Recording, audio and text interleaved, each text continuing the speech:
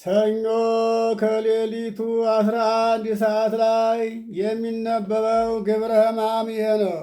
ይህም ሃይማኖተ አበው ምዕራፍ 19 ከቁጥር 6 ጀምሮ የምንመለከተው ነው። ይሃሎ አብ ዘመነ ዘእንበለ ወልድ ወይሃሎ ወልድ ዘመነ ዘእንበለ መንፈስ ቅዱስ ወመንፈስ ቅዱስኒ ይሃሎ ዘመነ ዘእንበለ አብ ወወልድ አላ ስሉስ ቅዱስ ህሉ በኩሉ አዝማን ወመዋዕል እንዘ ኢይትፌለጥ ወእንዘ ኢይትፋለስ።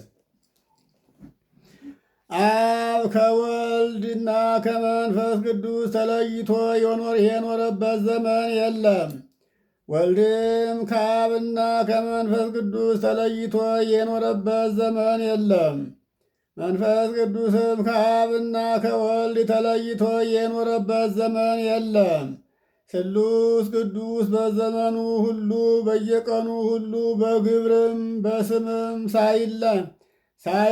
ሳይለዋወጡ ሳይፋለሱ ጸንተው ይኖራሉ እንጂ አለ።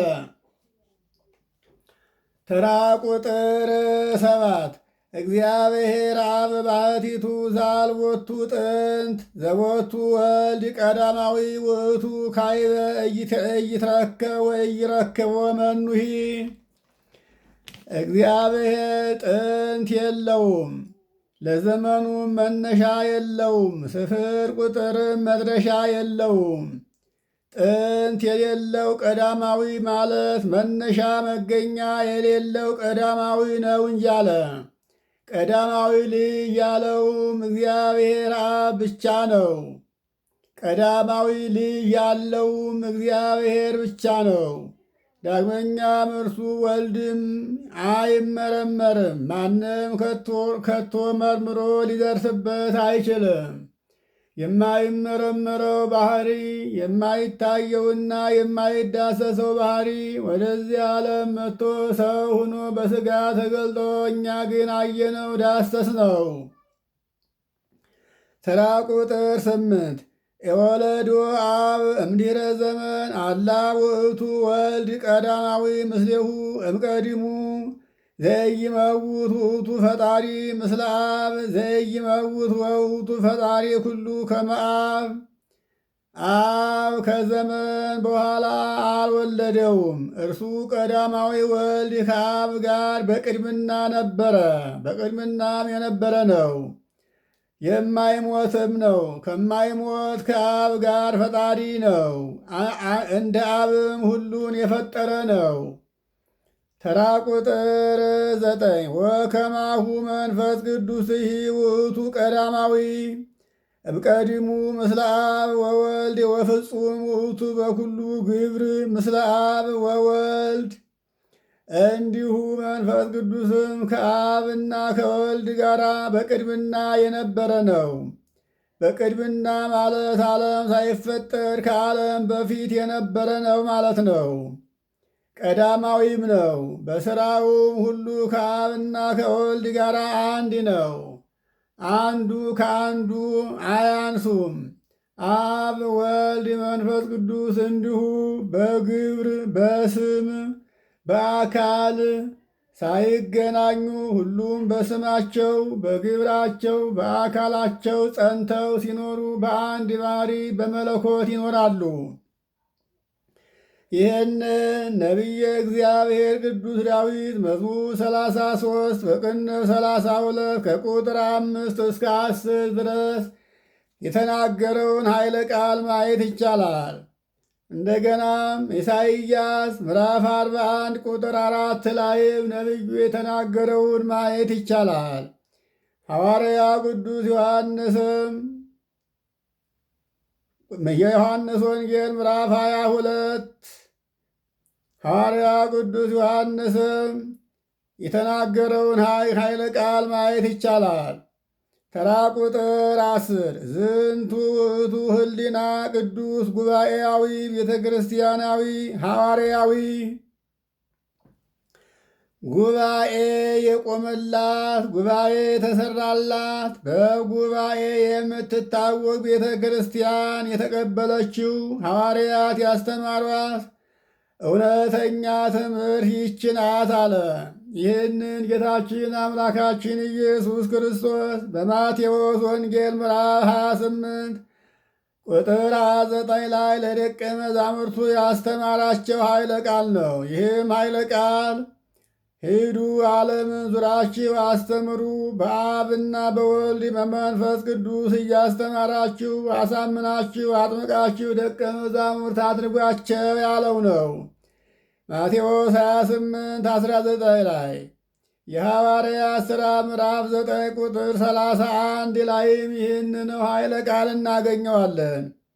ተራ ቁጥር 11 ዛቲ ይእቲ ሃይማኖት ቅድስት እንተ ሰርዕዋ ወወሰንዋ አበው በሀገረ ኒቅያ ትኩን ብርሃነ ለእለ ኢተምህሩ ከመ ያእምሩ ምንት ምክንያቱ ዘውስተ ክፍላት እንተ ለኩሉ ነገር ይእመኑ ቦቱ።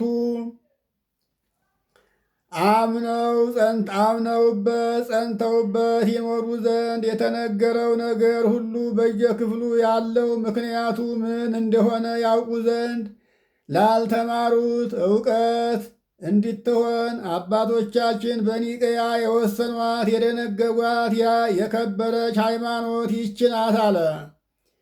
ይህንንም በትንቢተ ሕዝቅኤል ምዕራፍ 3 ቁጥር 1 ላይ ተጽፎ እናገኘዋለን። ይህውም ቃል ንስሐ ብላ ለእንታክቲ መጽሐፍ ብሎ እግዚአብሔር ለነቢዩ ለሕዝቅኤል የነገረው ነው። ንስሐ ይችን መጽሐፍ ብላ ብሎ የተናገረው ቃል ማለት ነው። ሐዋርያ ቅዱስ ዮሐንስም በዮሐንስ ወንጌል ምዕራፍ 20 ቁጥር 31 ላይ ተጽፎ እናገኘዋለን። ሐዋርያው ቅዱስ ጳውሎስም ለሮሜ ሰዎች በጻፈው መልእክቱ ሮሜ ምዕራፍ 15 ቁጥር 4 ላይ ይህንን ቃል እናገኘዋለን። አንደኛ ቆሮንቶስ ምዕራፍ 14 ቁጥር 19 እና ተሰሎንቄ ምዕራፍ 2 ቁጥር 15 ላይ እንደገናም የዮሐንስ ራእይ ምዕራፍ 10 ቁጥር 10 ላይ ተጽፎ የምናገኘው ኃይለ ቃል ነው። ተራ ቁጥር 12 ወውስቴቱ በእንተ ኤጲስቆጶሳት እለ ተአምኑ ቦቱ ወሁልቆሙ ሰለስቱ ምዕተ አሰርቱ ወሰመንቱ ወፈድፋደሰ ኮነ ዝንቱ ማኅበርም ኩሉ ምድር። በውስጡም ያመኑበት የኤጲስቆጶሳት ዜና ተጽፏል። ቁጥራቸውም 318 ነው። ይህም ማኅበር ከአራት ማዕዘን በብዛት ተሰበሰበ። ነቢየ እግዚአብሔር ቅዱስ ዳዊት በመዝሙር 88 በቅንፍ 89 ቁጥር 5 ላይ እንደተናገረው እንደገና መዝሙር 106 በቅንፍ 107 ቁጥር 32 ላይ እንደተናገረው የማቴዎስ ወንጌል ምዕራፍ 18 ቁጥር 18 ላይም ተጽፎ እናገኘዋለን። ተራ ቁጥር 13 ወካይበ አሃዙ ይጽሐፉ ዘንተ ግዘተ ወይቤሉ ናወግዝ ወንረግም ሃይማኖቶሙ ርኩስተ ለሰባሌዎሳውያን እለ ይብሉ እስመ አብ ውእቱ ወልድ ወውእቱ መንፈስ ቅዱስ ወወልድሂ ካይበ ውእቱ አብ ወውእቱ መንፈስ ቅዱስ ወመንፈስ ቅዱስሂ ውእቱ አብ ወውእቱ ወልድ ወይቤሉ አሐዱ ገጽ ዘስሉስ ቅዱስ ወሰለስቱ አስማት። ሰባሌዎሳውያን ዳግመኛም ይህን ግዝት ሊጽፍ ወካይበ አሃዙ አባቶቻችን ዳግመኛም ይህንን ግዝት ሊጽፉ ጀመሩ። የነ ሰባሌዎስን የረከሰች ሃይማኖትን እናወግዛለን እንረግማለን አሉ። አብ ወልድ ነው፣ መንፈስ ቅዱስም ነው። ወልድም አብ ነው፣ መንፈስ ቅዱስም አብ ነው፣ መንፈስ ቅዱስም አብ ነው፣ ወልድም ነው ብለው የሥላሴ አካል አንድ ነው ስም ግን ሦስት ነው የሚሉ የነ ሰባሌዎስን የረከሰች ሃይማኖታቸውን እናወግዛለን አሉ። ሐዋርያ ቅዱስ ጳውሎስ ወደ ገላትያ ሰዎች በጻፈው መልእክቱ ገላትያ ምዕራፍ 1 ቁጥር 8 እስከ 9 ድረስ እንደጻፈው ተራ ቁጥር 15 ወነነሰ ነአምሮ ለአብ ከመ ውእቱ አብ ወለወልድ ወለወልድሂ ወልድ ወለመንፈስ ቅዱስ መንፈስ ቅዱስ አሐዱ መለኮት ወአሐዱ መንግሥት ወአሐዱ አካል። እኛ ግን አብን አብ ነው፣ አብን አብ እንደሆነ እናውቃለን። አብ አብ እንጂ ወልድን መንፈስ ቅዱስን አይደለምና፣ ወልድንም ወልድ እንደሆነ እናውቃለን። ወልድም ወልድ ብቻ እንጂ አብን ወይንም መንፈስ ቅዱስን እንዳልሆነ እናውቃለን። መንፈስ ቅዱስም መንፈስ ቅዱስ እንደሆነ እንጂ አብን ወይም ወልድን እንዳልሆነ እናውቃለን። አንድ አገዛዝ፣ አንድ መንግሥት፣ አንድ ባህሪ ናቸው። እኛ የምናምነው አብ አብ ነው፣ ወልድም ወልድ ነው፣ መንፈስ ቅዱስም መንፈስ ቅዱስ ነው። በስም አይወራረሱም።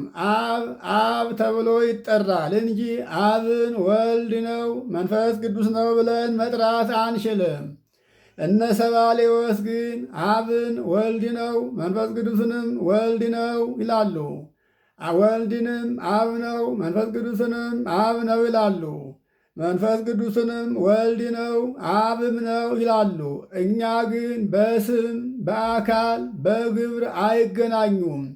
እንዲህ በአካልም በስምም በግብርም ሳይገናኙ ሁላቸውም በየስማቸው በየአካላቸው በየግብራቸው ጸንተው የሚኖሩ ሲሆኑ ግን ባህሪያቸው አንድ መለኮት ነው ብለን እናምናለን አሉ። ይህንንም ኦሪት ዘፍጥረት ምዕራፍ 18 ቁጥር 1 እስከ 10 ድረስ ያለውን መመልከት ነው።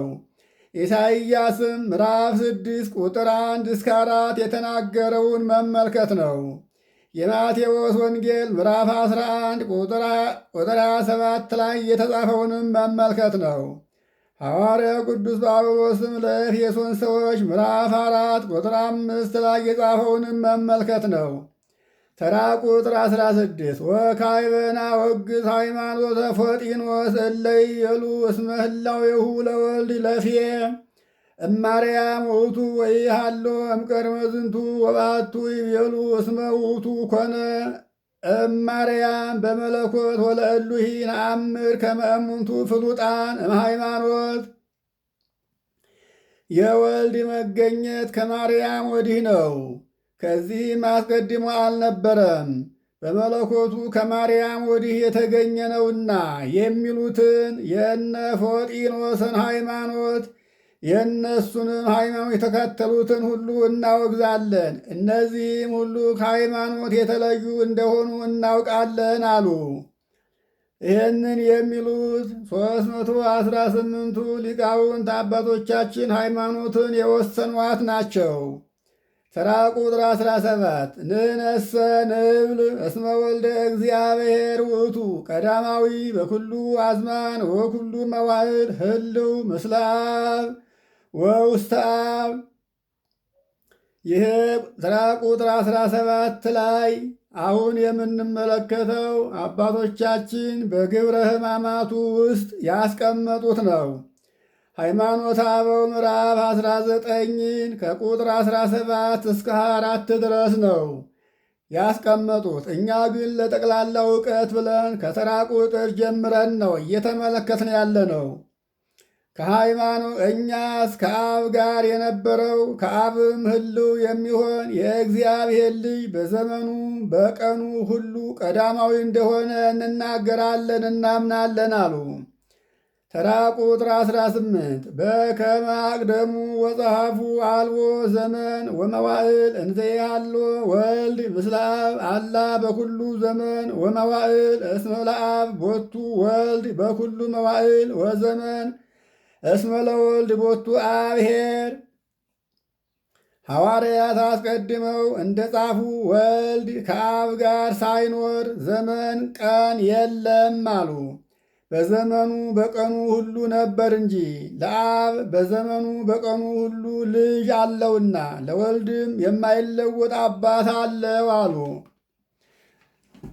ተራ ቁጥር 19 ወኢይትከሃል ከመ ያሃሉ አብ ዘመነ ዘእንበለ ወልድ ወይሰመይ እምድኅረዝ አበ ዘውእቱ ረባህ ዳይሙ አብሂ ህልው በኩሉ አዝማን ወወልድሂ ህልው በኩሉ አዝማን። አብ ከወልድ ተለይቶ የኖረበት ዘመን አለ። ኑሮ ኑሮ አባት ተባለ ይሉ ዘንድ አይገባም። እነ ፎጢኖስ እነ ሰባሌዎስ ይህንን ይላሉና አብ ወልድን ኑሮ ኑሮ ወለደው፣ ወልድም የተወለደው ከዘመናት በኋላ ነው የሚሉ ከሃዲያን ስላሉ ይህንን አባቶቻችን አወገዙ። አብ ከወልድ ተለይቶ የኖረበት ዘመን አለ። ኑሮ ኑሮ አባት ተባለ ይሉ ዘንድ አይገባም አሉ። ይህውም መራባት ነው። አብ በዘመኑ ሁሉ በአባትነት የኖረ ነው እንጂ ወልድም በዘመኑ ሁሉ በልጅነት የኖረ ነው እንጂ አሉ። ይህንን የዮሐንስ ወንጌል ምዕራፍ 1 ቁጥር 1 እስከ 18 ድረስ ሐዋርያ ቅዱስ የጻፈውን ጌታችን አምላካችን ኢየሱስ ክርስቶስ ያስተማረውን በደንብ አድርጎ ማንበብ ነው። እንደገናም የዮሐንስ ወንጌል ምዕራፍ 8 ቁጥር 58 ጌታችን አምላካችን ኢየሱስ ክርስቶስ ያስተማረውን የዮሐንስ ወንጌል ምዕራፍ 14 ቁጥር 8 እስከ 10 ድረስ ጌታችን ያስተማረውን መመልከት ነው። ሐዋርያ ቅዱስ ጳውሎስ ለገላትያ ሰዎች ምዕራፍ 4 ቁጥር 4 ላይና ለዕብራውያን ሰዎች ምዕራፍ 13 ቁጥር 8 ላይ የጻፈውን መመልከት ነው። ተራ ቁጥር 20 በከመ አቅደምነ ወንብየ ከመ ውእቱ ኢተገብረ አላ ውእቱ ተወልደ ወውእቱ ቀዳማዊ ምስለ አብ እምቀዲሙ። ይህንን እርሱ እንደተወለደ እንጂ እንዳልተፈጠረ አስቀድመን እንደተናገርን እንደ አብ በቅድምና የነበረ ቀዳማዊ ነው። ይህንን ኃይለ ቃል ሃይማኖተ አበው ምዕራፍ 17 ቁጥር 1 እስከ 12 ድረስ አባቶቻችን የተናገሩትን መመልከት ይቻላል። ተራ ቁጥር 21 በከመ አቅደሙ ወጸሐፉ በእንተ አብ ወወልድ ወበእንተ መንፈስ ቅዱስሂ ከመዝ ነአምን እስመ መንፈስ ቅዱስ ውእቱ መንፈሰ እግዚአብሔር መንፈስ ፍጹም ጰራቅሊጦስ ዘይተገብረ። ሐዋርያት ስለ አብ ስለ ወልድ ስለ መንፈስ ቅዱስ አስቀድመው እንዲህ እንደጻፉ እንዲህም እንዳስተማሩ መንፈስ ቅዱስ የእግዚአብሔር እስትንፋስ ያልተፈጠረ ፍጹም አካላዊ እስትንፋስ እንደሆነ እንዲህም እናምናለን አሉ። ይህንንም ነቢየ እግዚአብሔር ቅዱስ ዳዊት መዝሙር 32 በቅንፍ 33 ቁጥር 5 እስከ 6 ያለውን ኃይለ ቃል መመልከት ይቻላል። ወንጌላዊ ቅዱስ ሉቃስም የሉቃስ ወንጌል ምዕራፍ 1 ቁጥር 35 ላይ የጻፈውን መመልከት ይቻላል። የዮሐንስ ወንጌል ምዕራፍ 14 ቁጥር 15 እስከ 23 ድረስ መመልከት ይቻላል። ሐዋርያው ቅዱስ ጳውሎስ ወደ ሮሜ ሰዎች የላከውን መልእክት ምዕራፍ 8 ቁጥር 9 እስከ 11 ድረስ ያለውንና አንደኛ ቆሮንቶስ ምዕራፍ 2 ቁጥር 10 ላይ ያለውን መመልከት ይቻላል። ምዕራፍ 12 ቁጥር 1 እስከ 12ም ድረስ ማየት ይቻላል። ተራ ቁጥር 22 ነባቢ በውስተ ሕግ ወነባቢያት ወነቢያት ወሐዋርያት ወወረደ ላዕለ መድኃኒነ በውስተ ዮርዳኖስ ዘከመ ሥርዓት በእንተ ክዋኔሁ ለወልድ በውስተ ሰብ።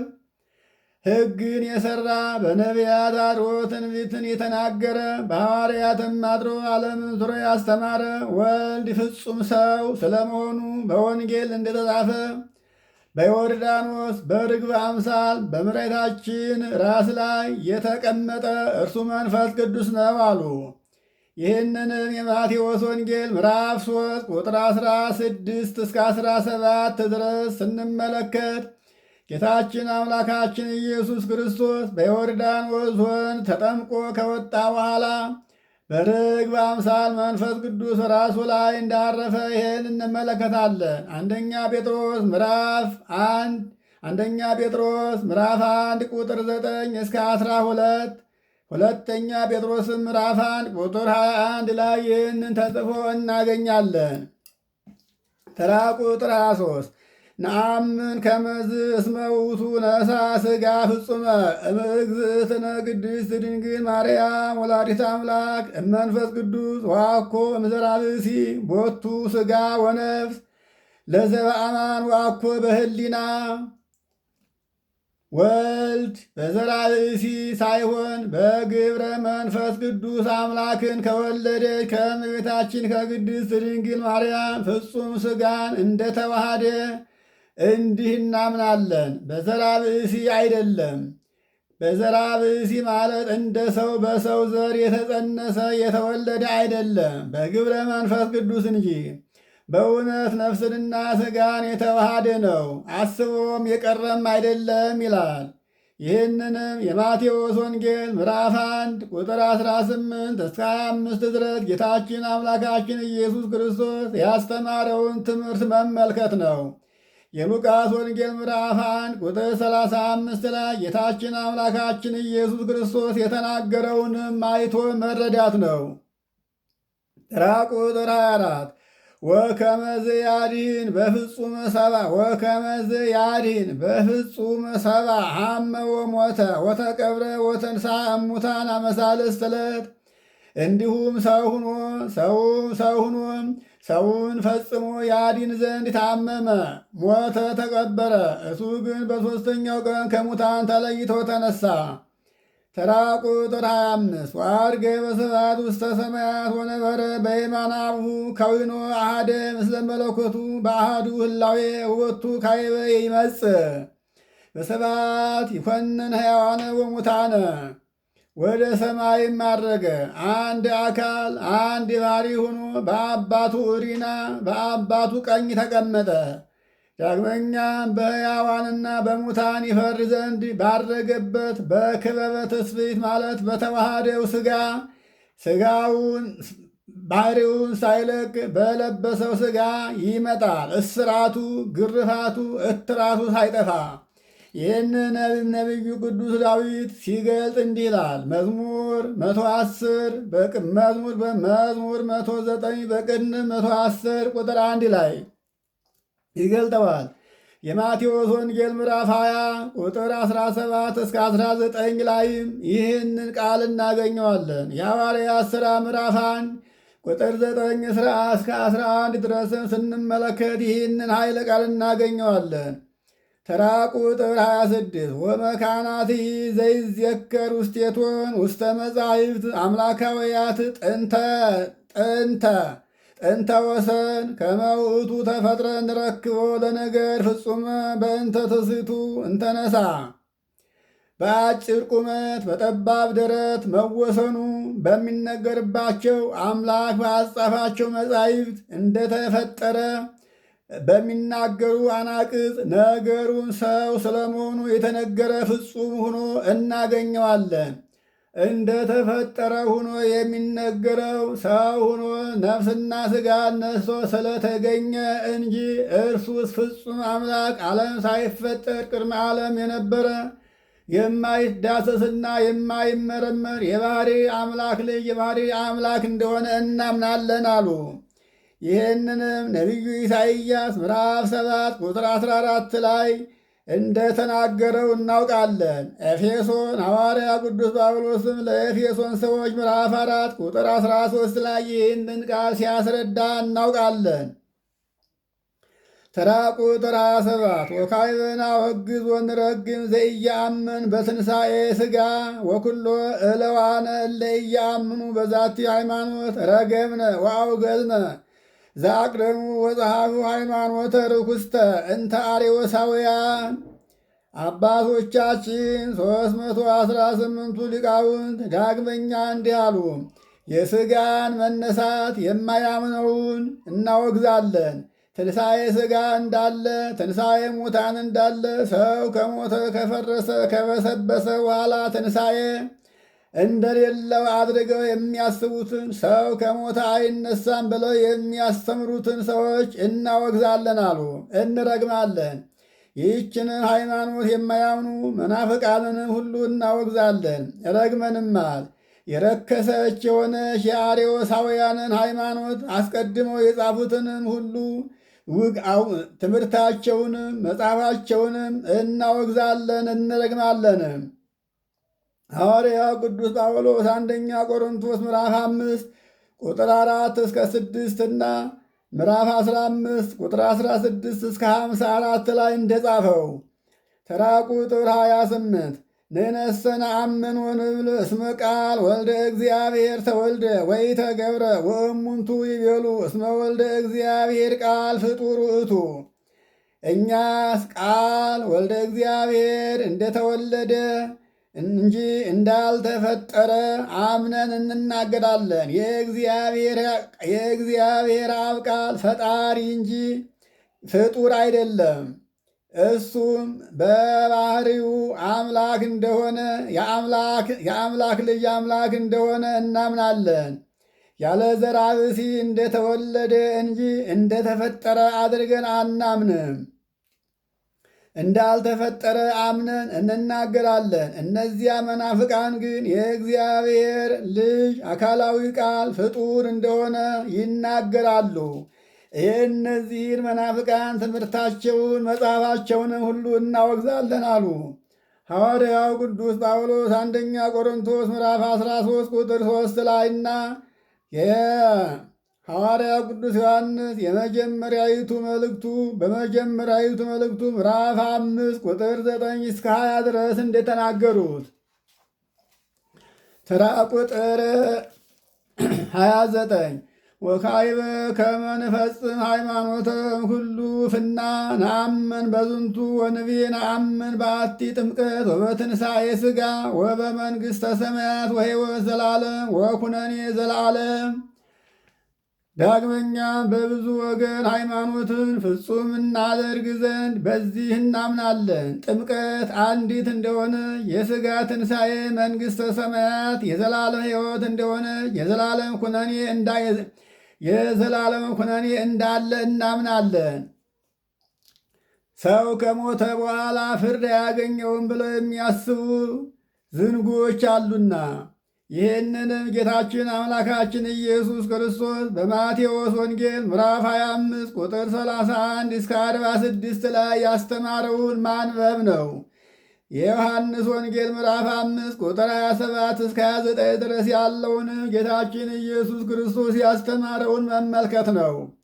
ሐዋርያው ቅዱስ ጳውሎስም ለኤፌሶን ሰዎች ምዕራፍ 4 ቁጥር 5 ላይና ለዕብራውያን የጻፈውን ዕብራውያን ምዕራፍ 6 ቁጥር 1 እስከ 6 ያለውን መመልከት ነው።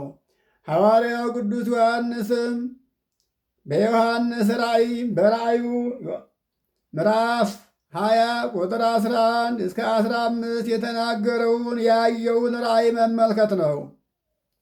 ተራ ቁጥር 30 ወነአምን በእግዚአብሔር አብ ወበእግዚአብሔር ወልድ ወበእግዚአብሔር መንፈስ ቅዱስ እስመ አብ ይትረከብ ወወልድ ይትረከብ ወመንፈስ ቅዱስ ይትረከብ ኢይተአመር ወኢይትገመር ወኢያገምሮ መካን።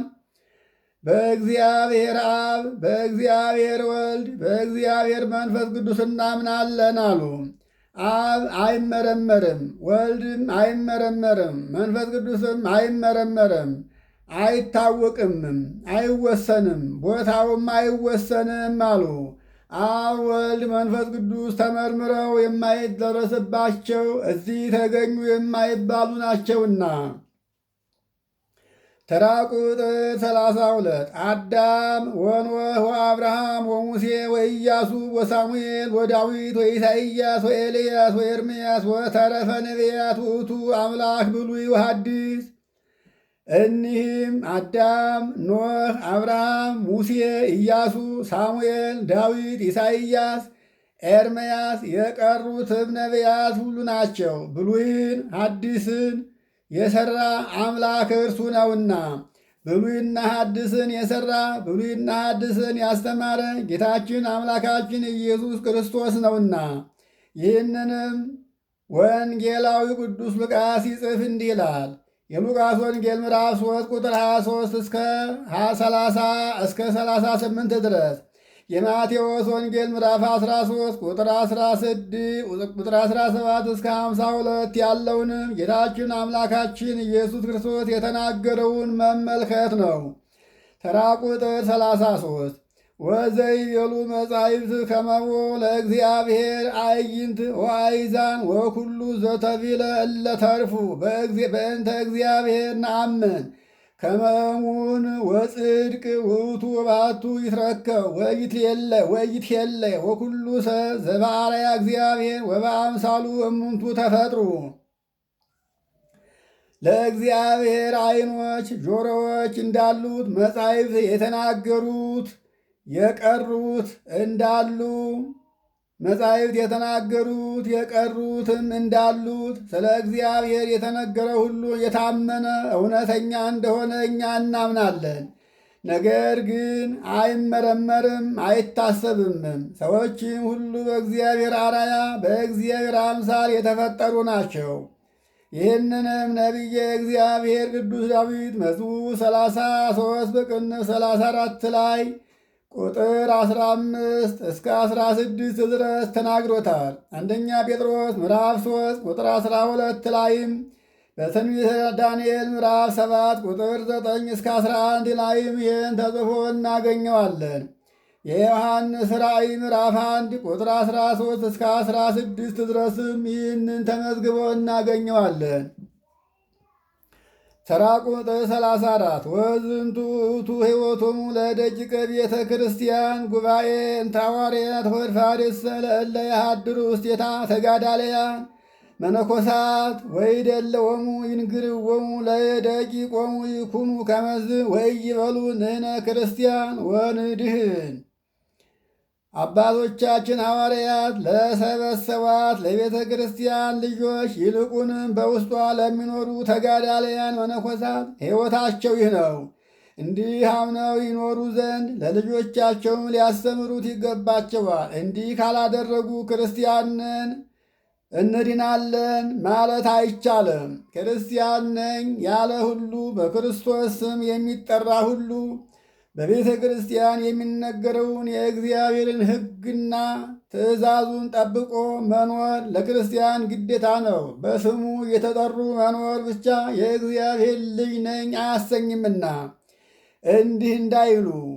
ይህንንም ነቢየ እግዚአብሔር ቅዱስ ዳዊት በመዝሙር 77 በቅንፍ 78 ላይ ቁጥር 1 እስከ 8 ድረስ ተናግሮታል። ሐዋርያ ቅዱስ ጳውሎስም ለኤፌሶን ሰዎች ምዕራፍ 6 ቁጥር 1 እስከ 5 ድረስ ይህንኑ ቃል ደግሞታል። ተራ ቁጥር 35 ወባህቱ ፈቃዱ ለእግዚአብሔር አምላክ ጸጋ ንኩን ማእምራነ ቦቱ በልብ ዘሥጋ ወሰብእ ነአምሮ ወነአምን ቦቱ ንከውን ደቂቀ እግዚአብሔር ወውሉደ ጥበብ ወመካነ ለምግባረ ሰናያት ወመፍቀርያነ ለሂሩት ወጸላእያነ ለእከይ ወቀናእያነ ለግብሩ ከመዝ። ነገር ግን ጸጋን የሚያድል የእግዚአብሔር ፈቃዱ የሥጋ ሕይወት በምትሆን በነፍስ አዋቂዎች እንሆን ዘንድ ነው። አውቀን ብናምንበት የእግዚአብሔር ልጆች ለበጎ ሥራ ማደሪያ መሳፈሪያ፣ በጎውን የምንወድ ክፉውን የምንጠላ እንዲህ ለሕጉ የምንቀና እንሆናለን። ለሕጉ የምንቀና ለክፉ ነገር ደግሞ ክፉን የምንጠላ መሆን የምንችለው እግዚአብሔርን ስናውቅ ነው። እግዚአብሔርን ስናውቀው እግዚአብሔርን አእምሮውን፣ ጥበቡን፣ ማስተዋሉን ያሳድርብናል። ከእግዚአብሔር የተለየ እግዚአብሔርን የጠላ ሁሉ ማወቅን አያውቅም። አእምሮ የለውም፣ ማስተዋልም የለውም፣ ጥበብም ይጎለዋል።